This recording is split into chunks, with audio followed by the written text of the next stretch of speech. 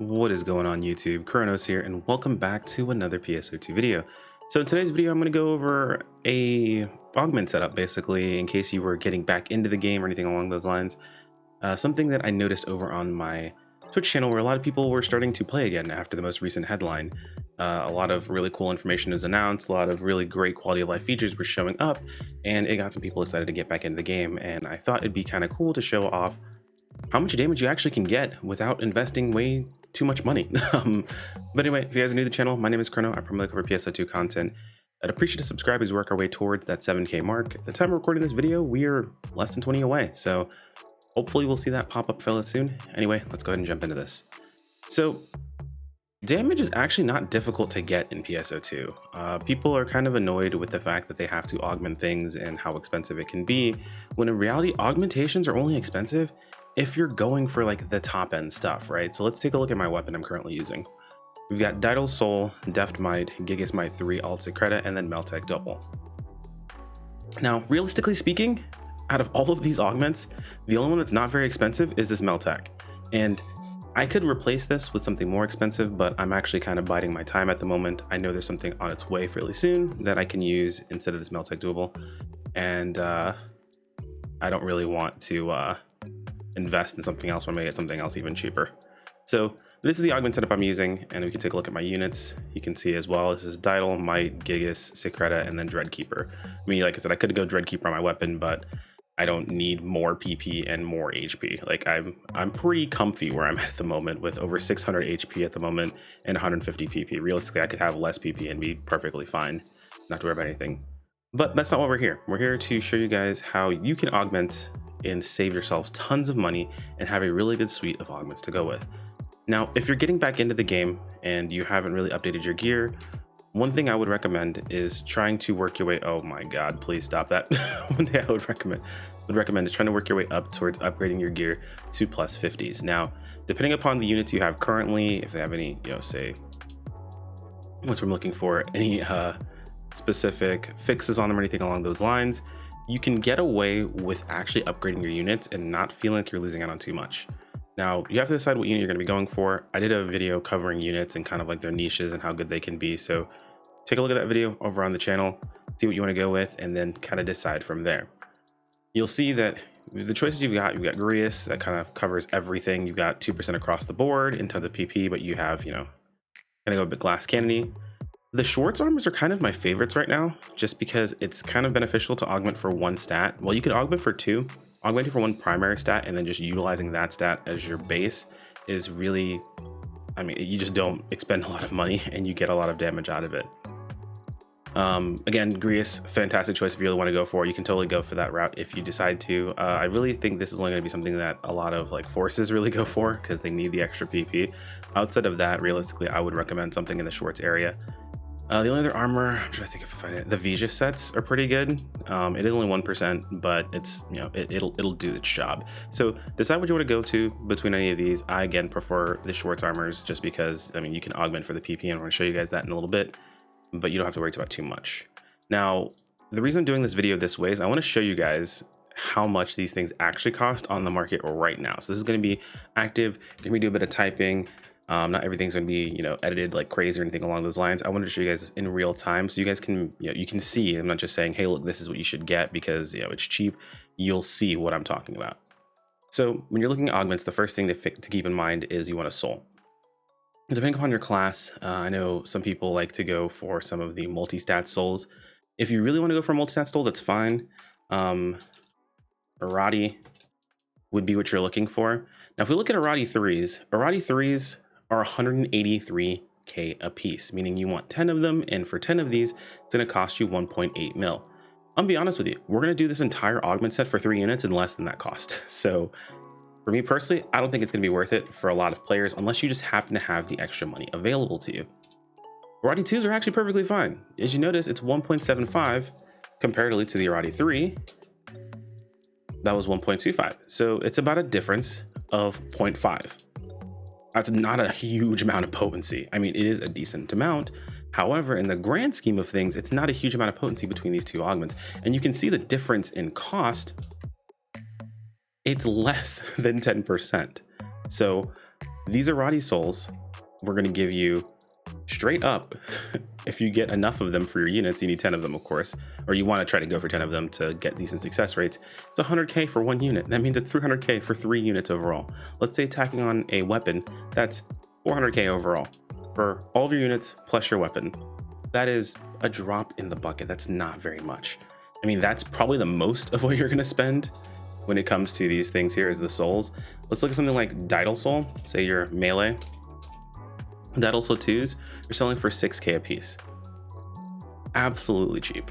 If you're someone who's trying to find these, I have them. I'm selling them at the moment, so you're more than welcome to check out my shop. I've got them up, I think, for like 7 or 6k a piece. Very, very cheap. And you're probably going to notice the pattern. This is something we're going to do a lot. We're just going to get the version 2 of all of these things, because look at this. The difference in Didal Soul 3 and Didal Soul 2, again, is 0.5. It's not a huge amount.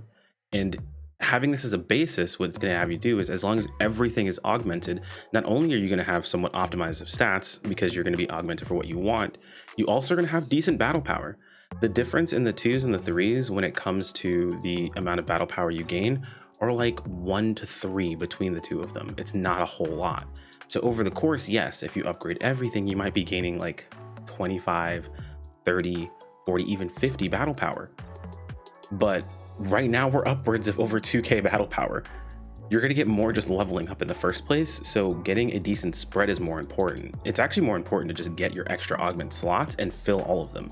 So we've talked about Didal Soul. Again, this kind of applies across the board. The Didal Soul, Next Soul, Pettis Soul, all these souls apply across the board. I'm going to include a link in the video description to taking a look at all the different augments so you can find what fits what you're looking for. Basically, if I mention a soul or an augment, but you're looking for a different main stat, you can go to that section, take a look at the augment that I mentioned, and then find the one that matches for what you're looking for. So we've got Didal Soul. We have a soul, right? We talked about a soul as an option. Let's move on from there. Next, we want a stat, because that's usually what I look for next, is I get a stat. Now, the stat portion of this is pretty easy. You're just going to get main stat. So for this, I prefer, let's go might. I prefer to do a might 3. Now, the reason for a 3 is because, again, they're ridiculously cheap, and it's still 2%, right? Now, the usual, a meta choice in this situation is something like Deft Might. So let's say if I went Deft Might instead, I think it's a Deft Might, right? Did I spell that right? Let's type in might and see if I get it. I want to say it's Deft Might. Hold that thought. Yeah, there we go. So yeah, the meta choice is Deft Might, but as you notice, Deft Might comparatively to Might is just getting extra floor potency. Floor potency does increase your average DPS, but it does not increase your maximum DPS. In case you're not sure of how floor potency works, weapons have damage variances. Let's say the variance between 7 and 10. Floor potency would increase that 7 upwards, not increase that 10 even higher. So where melee potency would increase the 7 and the 10 together, so like go from 7 and 10 to maybe 8 and 11, floor potency would go from like 7 to 10 to maybe 8 and 10, where your maximum is not going to increase, but your average technically can increase. So Deft Might is what usually we would go for, but something like Might 3, not very expensive, and you're still getting 2% potency. Very, very strong. So from there, we're gonna look something at the Gigas. So Gigas can be kind of expensive if you're going for Gigas Might 3. So 3, honestly, even 3 is not that expensive. It's still 70k. Again, we want to go something cheap. We're trying to get a baseline to then upgrade from. Let's say we're going Gigas Might 2. Gigas Might 2 is 7k. You guys are starting to see a pattern, right? Like the 2s are very, very cheap, and they're a great way to get started and get yourself set up across the board. Honestly, I would highly recommend people, instead of going for getting these meta augments immediately, like going for the Gigas Might 3s and everything like that, focus your money on getting the unlocks, like get your weapon to plus 50, get your units to plus 50. That way you're able to afford to put in an extra augment slot, which is going to give you overall more battle power. And your weapon's gonna get stronger because it's gonna be plus 50, and you're gonna get more defenses, and you're gonna survive a lot better. But those are going to provide you more benefits than adding on those extra augments, or adding those better augments. These are kind of like the cherry on top of the cake. Like realistically, you want to go with these at your own pace. So again, I'm going to go through the entire thing, but the astute amongst you probably already understand. You're going for the twos, right? So let's say we've got Gigas, we've gotten Might, we've gotten a Soul, right? Or Stat, excuse me. So Gigas, Stat, and Soul. Where do we go from there? So you have a couple of options. I personally recommend from here, we go for the dual stats. Now, the reason we go for the dual stats are one, they're cheap, and two, in a lot of cases, you realistically do use more than one weapon. For a lot of farms, let's say you've checked out Thrift's video where he shows off how to properly farm deftness, or how to do PSE bursts and things like that. You're probably noticing that in those videos you usually use a tech class, or if you're, say, a ranger, you would use a rifle or something like that. So having access to a dual stat isn't a bad thing, and it's pretty solid on damage overall. As you can see, it's something that I personally use on my weapon just because it fills in that extra slot. This is usually the next thing I go to, and when it comes to this, I would say you're melee, I would get Meltech personally. Reason for it is because doing a little bit of extra damage with tech isn't a bad idea overall. A little bit of an extra punch in those Zondays while you're farming randomly or farming some mobs or whatever might make life a little bit easier for you. But as you can see, they're really cheap. they're extremely cheap. I mean, this person's 130 of them. Not like it's gonna be difficult to get a hold of, and it's 1.75% potency. It's melee and tech potency, but it's still potency for the weapon type that you're going for. If you're range, I would say go range tech personally. That's, again, one of those situations where you can decide what you want to do in this situation, but it's very, very inexpensive. So where do we go from here? Now, some people like to go the route of Dominas. So Ale or Ret Domina, these are a bit expensive, so I don't recommend these just because they give you flat potency across the board, which is not bad. But they're more expensive overall. We want to stay fairly cheap.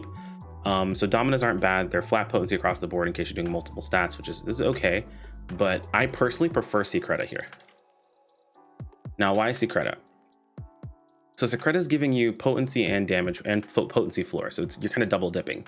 You're getting damage, and then you're also getting potency floor being brought up as well, which is technically giving you average damage. It's cheap, and realistically, you're only losing out on damage resistance plus or minus 1.5% and 10 HP. That's not a lot. I mean, across four pieces of gear, that's 40 HP total. And of course, the damage resistance it'll start stacking up a little bit. However, you've got upgraded gear.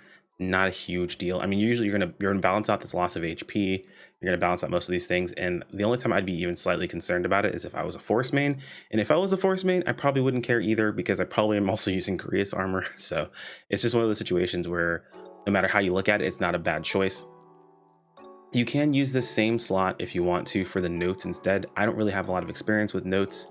I don't really like going for the notes just because, again, there's other options that are available for them, but to each is their own. Maybe fill in the note slot here, not a bad choice.